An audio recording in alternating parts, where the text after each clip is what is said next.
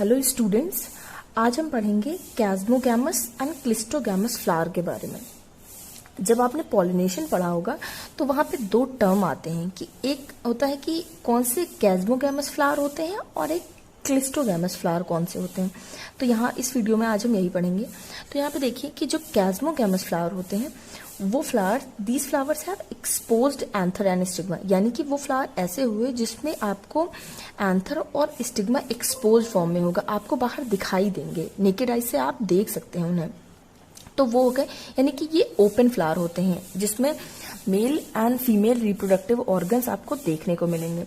तो ये हो गए chasmogamous flower. These flowers are usually cross pollinated.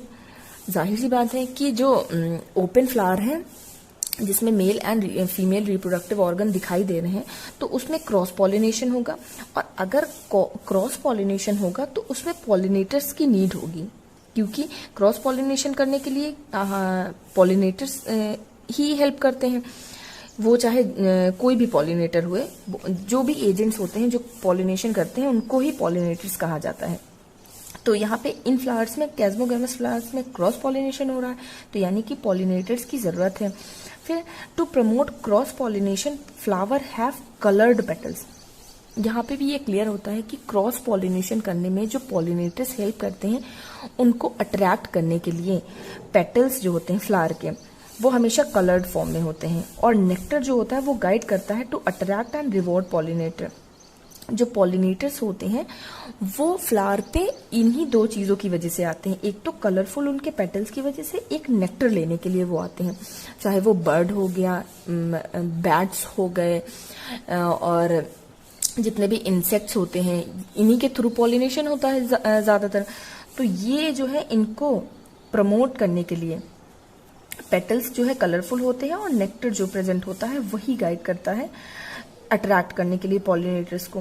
फिर उसके बाद अगर कैस्मोगैमस फ्लावर में हमने पढ़ा कि क्रॉस पॉलिनेशन होता है, तो जाहिर सी है बात है कि क्रॉस पॉलिनेशन जो होगा तो इस क्रॉस पॉलिनेशन की वजह से जो सीड का प्रोडक्शन होगा वो जेनेटिकली डिफरेंट होगा।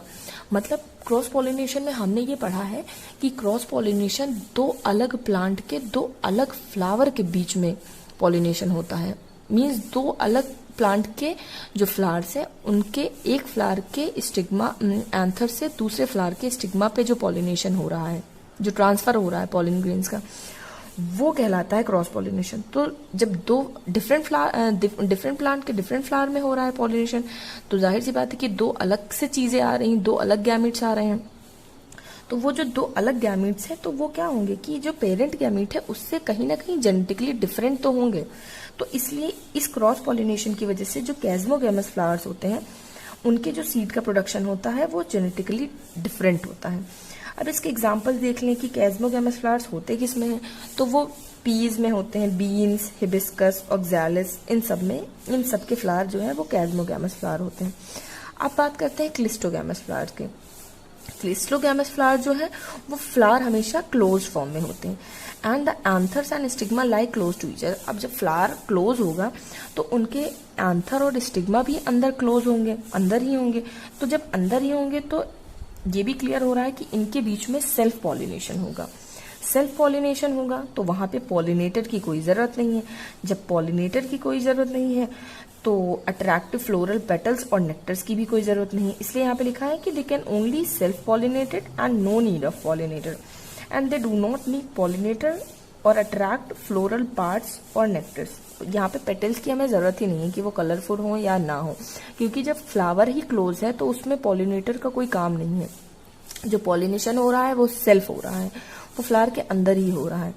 फिर उसके बाद ड्यू टू सेल्फ पॉलिनेशन, अब ये भी क्लियर है कि सेल्फ पॉलिनेशन अगर हो रहा है तो जो सीड का फॉर्मेशन होगा वो पेरेंट सीड से एकदम सेम सेट के होंगे, वहां पे कोई जेनेटिकली वेरिएशन नहीं होगा, आपको सेम चीज नजर आएगी।